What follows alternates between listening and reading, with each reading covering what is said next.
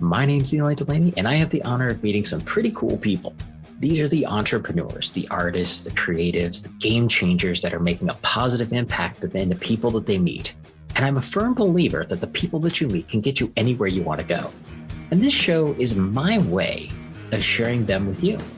It's my way of also helping you meet cool people. All right, so we are at 9 a.m. bright and early here at the Badass Business Summit. And one of the cool things about this is the fact that I get to hang out with cool people that I enjoy.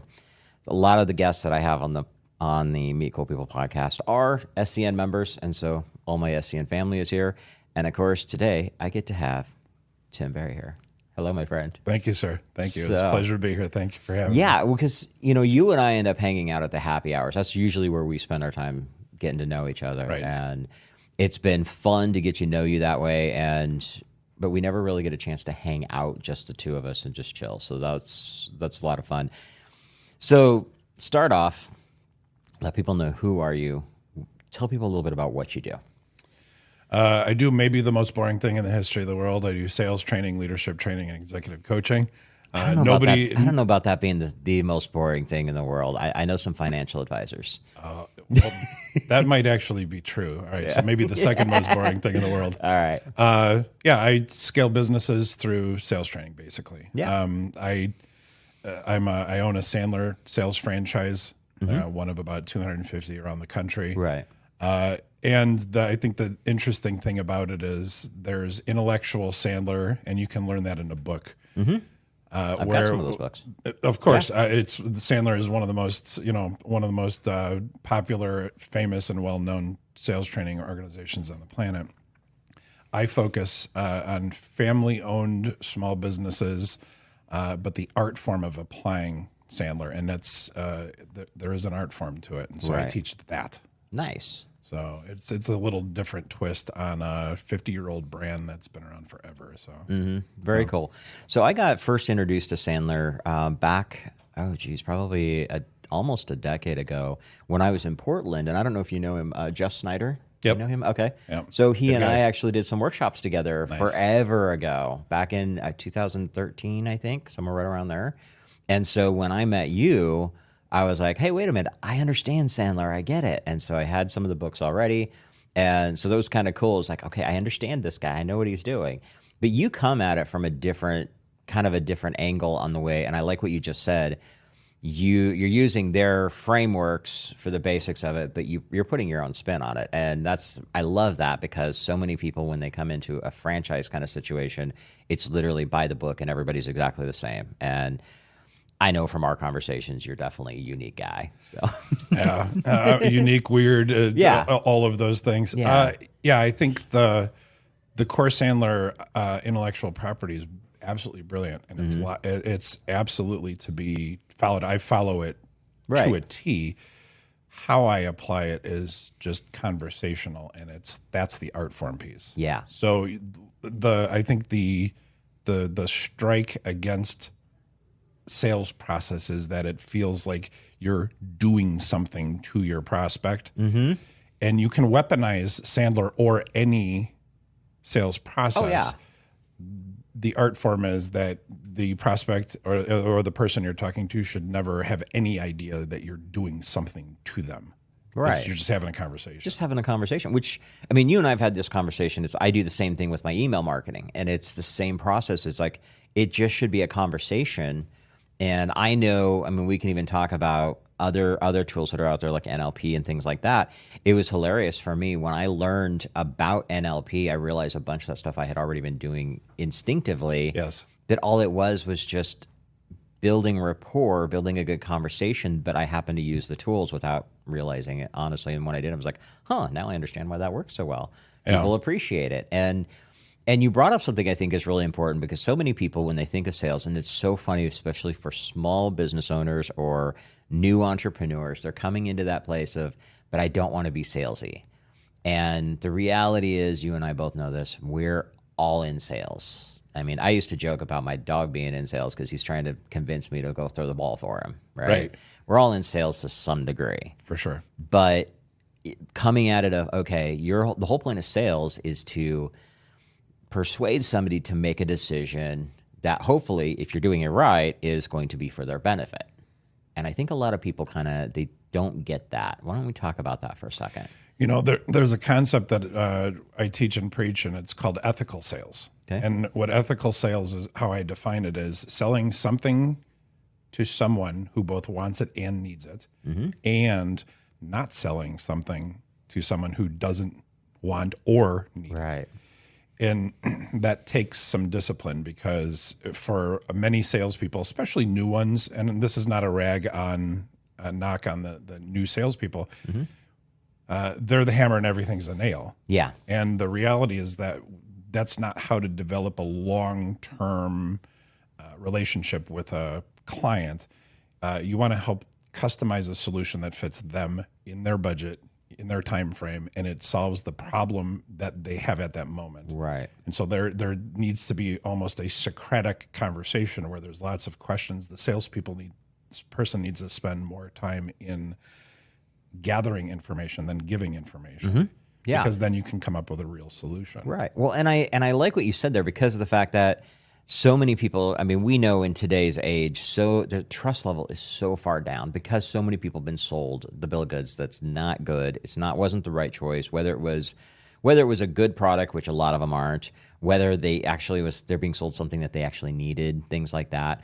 And so the trust level is down so far right now that I think that's a part of the game that we need to step up. I was like, okay, how can we do that ethical sales in a process of, okay, don't sell somebody something that isn't a good fit for them to, ask those questions.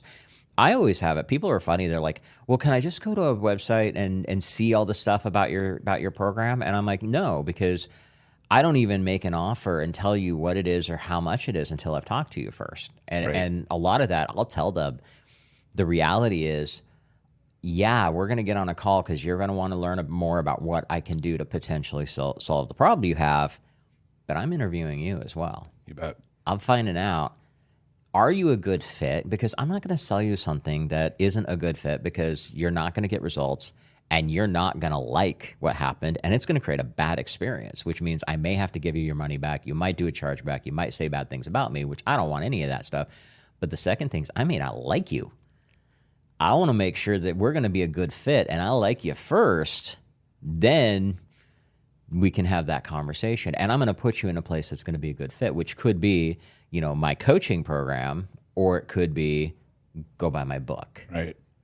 Right. I think you hit it on the nail on the head. Trust is the glue that holds the relationship together. There's 5 levels of being a salesperson. The bottom 2 are the 5th one is being a problem solver. Number 4 is being a vendor. And in both of those cases, only price matters. Nothing else matters. And you're essentially commoditized in the eyes of your prospect. The third strongest position, the bronze level position, if you will, is what we call a consultant. And the consultant is where they'll at least ask you some questions. Your prospect will be like, hey, you've got some expertise that I don't. Can you help me solve this problem? Number 2, the second strongest position, is what we call a business partner. And that's where it starts to get intense. Price becomes less of a motivating factor for deciding. But the gold standard is becoming a trusted advisor. Right. And that takes a lot of hooks. That takes not just one hook, like, oh, this person can solve this one problem, but there's a deep level of trust there. Right. And at that point, price becomes maybe the 5th or 6th thing that goes into the equation. Because now they're inviting you to their bar mitzvahs and their kids' birthday parties and stuff like that. You're part of the culture of that organization at that point. Yeah. So, and I love that, because one of the things I've always talked about, and I preach, especially when I'm speaking, is number one shift that small business owners, like people that are just in that solopreneur kind of space especially, can make a big shift in. You don't have customers, you have clients, because customers are transactional. Companies like Walmart have customers. There's not a lot of loyalty there. They're just going for cheap price. Yep. But clients, on the other hand, it is a trusted relationship. And the best thing, like for me personally, I know my best clients are my friends. and they become friends because we become so close. And I get to know so much about them and their families and stuff like that. And I love that. So in a variety of different, and it's oftentimes it blossoms beyond just the professional into that. The thing I think, when you attain trusted advisor status, you also have to maintain it. It's like a marriage, right? You can't stop dating. And so, being intentional in how you maintain that relationship and continue to grow it and advance it, that's where the top performers operate. So. Right. I love that. That's awesome. So I want to shift gears a little bit, because one of the things that you and I have talked about before is your dedication to reading. And I love it because it's such a lost art in today's world. So many people are like, I read books. Well, it's all in audio. You're not reading it, you're listening to it. It's a whole different game. That's a whole fight we could have on another day. But you probably, out of everybody that I personally know, you probably read more books than anybody I know. So explain that for everybody. I'm a little bit of a weirdo when it comes to this, but I've read on average a book per week since I was 17 years old. Okay.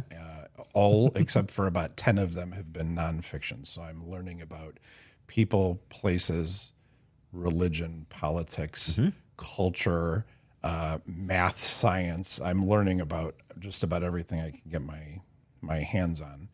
And I'm just curious. I'm curious about how people have changed the world. One of the cool books that I read was called X by a guy named Manning Marable, and it was about Malcolm X. Okay, yeah. Phenomenal book, right? Controversial 1960s character, and he wrote this biography on Malcolm X. Unbelievable book. One of my favorite all-time books, because it was just, I had no idea, because what the media or what culture will teach you about someone like Malcolm X is like he was some crazy radical, this, that, or whatever. And then you read about his life and you're like, that dude had lots of really intelligent things to say. Yeah. And then you realize how he was killed and where he was killed and by whom. And so I like knowing things. I get paid. It's almost like Tyrion Lannister in the Game of Thrones. I drink and I know things. Right. And we can vouch for that one. Yeah. Oh yeah. Oh yeah. But I knowledge is something that I hold near and dear to my heart, and I also want to have a very diverse viewpoints. So when I read stuff about like the history of Russia. I won't just read one book on the history of Russia. I'm going to read 8 books on the history of Russia, not all in a row. But I want to look at things from multiple different points of view, which also translates into the executive coaching side, because in that side of my business, CEOs and business owners will rely on me because I've got this encyclopedia in my head about different ways of looking at things. And so I naturally will take something that they bring me and I help them triage and zoom out. They'll bring me something at the ground level and I can instantly go to 20,000 feet or 50,000 feet. And I can give you a satellite and say, well, how does this fit into that? And I'm starting to connect dots. And that's all as a result of the reading. So. Right. No, I love that. And I totally get that, because for me, I learned this so early on, and I was always a reader anyway. And I'm not a fast reader, so I can't do one a week. Usually it still takes me way longer than that.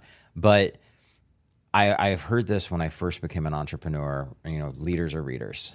And I took that to heart. And so I am always looking at, okay, what are we learning differently? And having that knowledge of figuring out not just your specific craft, but other things that are out there. Like one of the things that I found for me personally, several years ago, I got into Stoicism. And then in the last few years, I got into Bushido, which is the code of the samurai. And the stuff that I learned from that has helped me in human communication so much, which for me, I do email copy, I do follow-up campaigns. It's all relationship building. And that's really the core of everything that I do. So I'm like, this stuff has actually helped me be a better communicator from a marketing perspective while I'm studying stuff about the samurai. It's like, okay, the correlation is bizarre, but it works so well. And I think that's really powerful when we can do that and figure out where these things come from. And you said something that I really like, I want to kind of really push on, is the fact that you're coming from all this diverse information, and you can look at it from that further up view. I think that's really powerful because it gives you a more objective view. And a lot of times people, especially in today's world, they have a hard time with the objective view because they have their vision or their goggles that they're looking at something through. And it's like, no, let's take them off. Let's look at the whole world first. Then we can zero back in, because we might not be looking at the same crick, Right. If you think about it, I mean, there's a book by a guy named John Taylor Gatto, and it's called The Undocumented History of the American Education System. Okay, I've heard of that one. It's a brilliant book. He's a 25 or 30-year New York City public school teacher, and he goes through the history of the education system, the public education system here in America. And he starts out by looking at like the founding fathers and analyzing that the literacy rate in America in 1776 was like 98%. Like everybody knew how to read, even the but poor, right? The slaves were not literate. They did it on purpose because you didn't want educated slaves, right? The reality is that with the education system, Department of Education was in 78 with Jimmy Carter, I think, came into existence. Literacy rates at this point now in 2024, they just said this a week or so ago in the media, 21% of high school graduates are illiterate. Wow. Now, what Gatto asserts is that an educated, literate public is a dangerous public. Yep. And if you see what happens now is everybody's in a tribe. You're either, a Trump-pansy or you're a Democrat, right? And then now it's like if you're not red enough or blue enough, you're like kicked out of the tribe somehow. Right. It's weird. You can't actually be a moderate without getting canceled by your own tribe. Right. And I think that when you're very well read, when you read multiple views, when you read, Ibrahim X. Kendi, How to Be an Anti-Racist, when you read things that challenge everything that you stand for, at least you develop an empathy for the other voice. You'll take information in and you'll listen. And I think the art form of listening is gone because we're all in these weird tribes, and you have to be, you want to be the king of the tribe, you have to toe the line. And for me, I'm like, you know what, I want none of that stuff, right? I have my core beliefs, I have my values, and I also want to engage in other people because, well, that's how you grow and learn. That's how you become an interesting person, is by having experience with all kinds of people. Right. Well, and that's one of the things I don't understand, all the crazy that's going on in today's world, because of the fact that, we've lost that ability to just listen to other people and go with that thing. Is you don't have to agree with them, but understand the basics. Like understand, and if you're going to argue, if you're going to have a debate with somebody, at least do it intelligently. You got to know your facts first.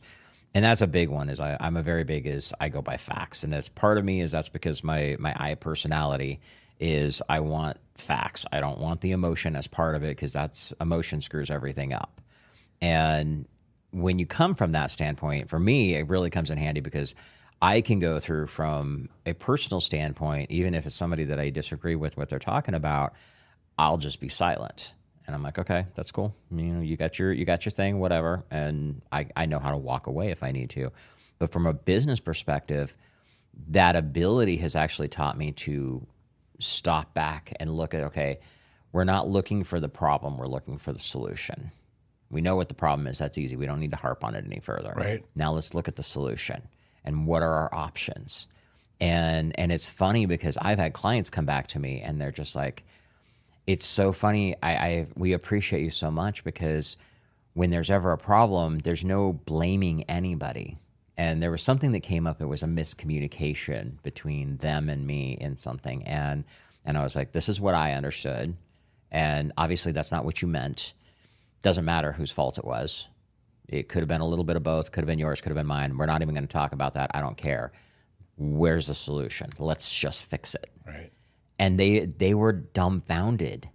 They didn't know. They were like, we wish more people were like you, because there's no blame game or anything. We're just like, okay, you're here to find the solution. Let's do that. Yep. And I was like, well, why would we do anything else? It's a waste of time. Right. And that goes back to my intellectual side. It's like, no, I don't want to waste time. Let's just get the answer. You know? Right. And therein lies. I think the root is the lack of literacy. And so for me, I've got this lifelong discipline of reading. I time block it in my calendar. Yeah. Like every day I read at least an hour every day. Mm-hmm. And I read all kinds of stuff, but I make sure that I'm continuing to educate and feed my mind, again, because I want to be able to understand. I'm naturally curious, and I want to understand different viewpoints, so I can be a more rounded human being. So. Right.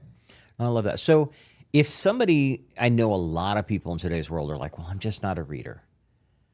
What would you say to help them get over that? Because that's one thing I hear all the time, and for me, that is a personal pet peeve. It's like, well, try it. Pick up a book. It's complicated because there are learning disabilities, there is dyslexia, there are ADHD. There's a lot of things that could prevent you. So I mean, audiobooks is going to be a solution, but it is a mindset, right? Like I wake up in the morning and I have an abundance mindset straight up. I have a gratitude journal that I fill out every day, and I write down 3 to 5 things that I'm grateful for. Okay, yeah. And they're not automatic.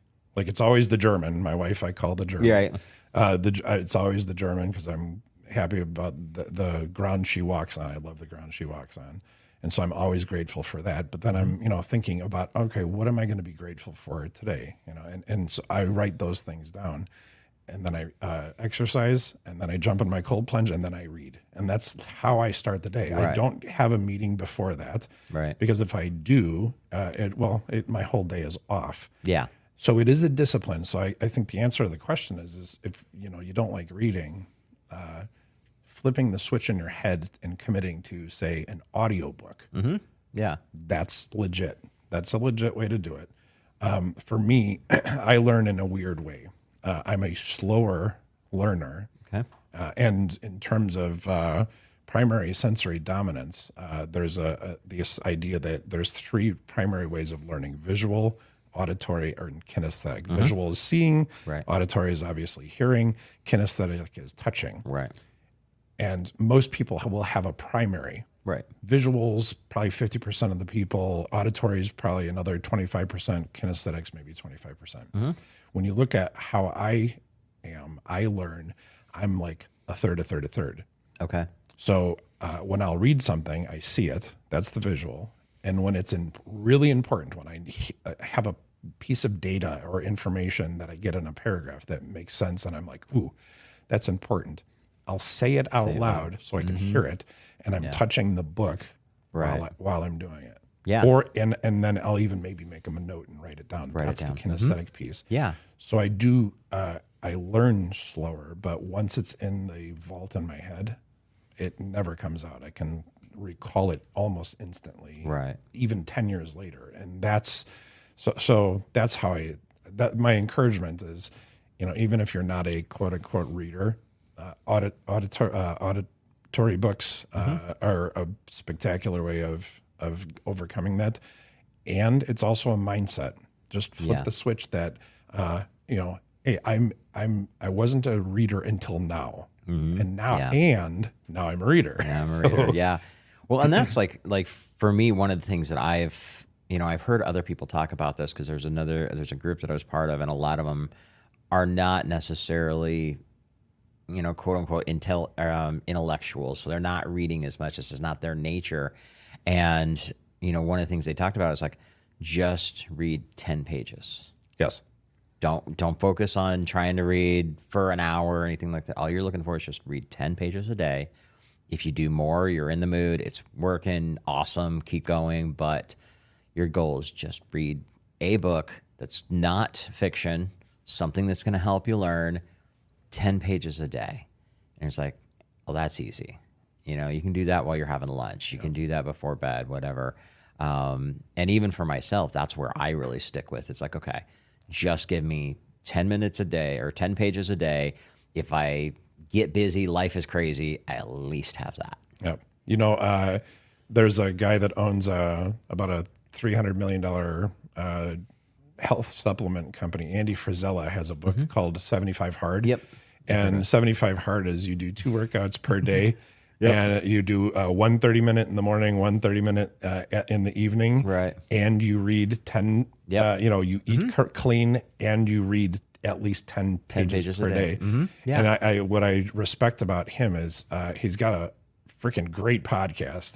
That's one thing. But what I also love is that he's like, feed your mind, feed your body, and feed your spirit. Yeah. Because, you know, you do this, you get in a rut and you don't have to change. It's like losing weight, right? You can lose weight only 1 pound at a time. Right. And the challenge is that we have to consistently execute the behaviors, the correct behaviors over and over and over again. Right. If you only read 10 pages a day, you're like, oh, I only read 10 pages a day, but over 10 days, it's 100. Over, you know, over 100 days, it's 1,000. Exactly. It's amazing what you can do. Yeah, and that's the cool thing about it. And it's so funny you bring that up because I know a lot of people, especially like people in the health arena, like fitness trainers and stuff like that. I've heard a lot of them come back and argue against, you know, 75 Hard. And it's so funny because I have not done it because I don't have the commitment to do all the steps. Sure. And but what I found was so funny is they argue about it, and I'm like, they're like, it's not you know, you don't want to do these fad diet things. It's not a diet, guys. At all. And it's like, okay, that goes back to get more educated, know what you're talking about. Yes. Yeah. So, okay, we're getting close to time here. So we got a couple things. Real quick, is there anything else that you want to talk about before we start wrapping up? Anything, last bits of wisdom in a sales perspective, maybe? Because I think that's something a lot of people could use some help on. Yeah, sure. I think there's an art form to there's a mindset to being a sales hunter. And it has nothing to do with inbound marketing leads. It has nothing to do with you know, posting on social media. It has nothing to do with it's a mindset. And you have to do 2 things. You have to do it every day, and you have to pick up the phone. You have to do the LinkedIn posts. You have to do the podcasts. You have to do the networking events and have intentional conversations. I think one of the big things that prevents salespeople from waking up with immense energy, ready to go hunt, is they fear failure. They hate the idea of failure. Right. I've got this concept, and I guess here's my wisdom, my piece of my nugget of wisdom. How would you define the word failure? How would you, if I say the word failure, what's the first thing that comes to your mind? Because I spend so much time in the personal development space, for me, failure is quitting. Yeah. Okay. So when you're talking to other people, and if you would ask them the same, what do you think the first words out of their mouth were? If you say the word failure, what would you think they would say? A lot of them is they tried something and it didn't work. Yep. So there's a negative connotation to it. Mm-hmm. Yeah. So this is one of the pillars that I instill in both leaders and in salespeople. All learning only happens through failure. Mm-hmm.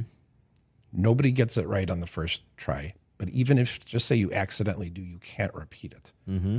You think of a little baby, right? A little baby has a big giant diaper on their butt, and they're roaming around, crawling, and they stand up, they try to walk, and they fall on their butt, and they got the diaper, and thank God they have the diaper because they fell on their butt. Right. But they continue to do it. They get up and they do it again, and they fall on their butt, and they do it again, and they fall on their butt, and then all of a sudden, before you blink, the kid's running around, you know, at top speed around the house. Mm-hmm. Right. all learning only happens through failure. And it's the same with sales. Right. So instead of counting the times that you get hung up on in a cold call, or the time you get blown off by an unqualified prospect, before owning that failure as some kind of strike against who you are, you can turn that into the next step for closing the business and getting where you need to go. Got it. I love it. It's it's a different mindset. Yeah, stuff. it really is. Count the failures, make the check mark. Count the failures, don't count the wins, because you're going to have more failures than wins anyway. Yeah. So that would maybe be my awesome. my I love tidbit. that. Just out of curiosity, do you know Andrea Waltz, Go for No?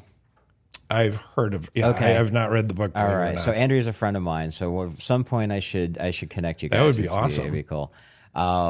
Because that's one of that principle I learned from her years ago with the Go for No book, and I love the way you just talked about that. It's like it's not a failure; you just got to learn from it. Okay, so we got 2 last questions. The last question is going to be the real easy one. It's like, how can people follow up with you? Okay, all that kind of fun stuff. But before that, this is the Meet Cool People show. What do the words "meet cool people" mean to you? It's an extrovert. It's an extroverted, intentional quest to meet interesting, diverse, new people. Okay. That's what it means to me. The reason why I love hanging out with you, Eli, is you've built your empire around meeting other neat people. Mm-hmm. It's fun to listen to your content and follow you because you interview interesting people. And I find that to be a super valuable service. I really love that. So thank you for that. I really Awesome. do. Well, I appreciate that. And I appreciate that you're listening to it, not just being a guest. Gotta love that one. Absolutely. But it is really a lot of fun. And I enjoy being able to share these stories and the people that I meet with everybody else. So I appreciate that very much, my friend. Absolutely. Okay. So last thing, how can people get a hold of you? You can go on to my LinkedIn. You can go LinkedIn, Tim Barry Executive Coach, Barry Executive Coach. You can go to you can email me at tim.barry, Barry, @sandler.com. So awesome. And we'll be sure to put that in the show notes, all the fun stuff there. Tim, thank you so much for coming and hanging out, my friend. I appreciate it. Honored to be here. Thank you so much, Eli. Very cool. Thank you. All right. Everybody get out there. Have an awesome week. As always, if anything pops up I can help you with, reach out. Let me know. Take care. Amen. And that wraps up another Meet Cool People show. Now, if you like what you heard, be sure to give us a like, subscribe, or review so I can help introduce these amazing cool people to even more amazing cool people. And just remember, meeting cool people is just the beginning. You need to have a system in place to follow up with the amazing people that you meet. This is exactly what we do for our clients. If you'd like to see if my team and I can help you, go to followuprockstar.com and check out the case study video to see exactly how we're helping our clients turn casual connections into cash clients for life. Again, go to followuprockstar.com and we'll see how we can work together to turn you into a follow-up rockstar.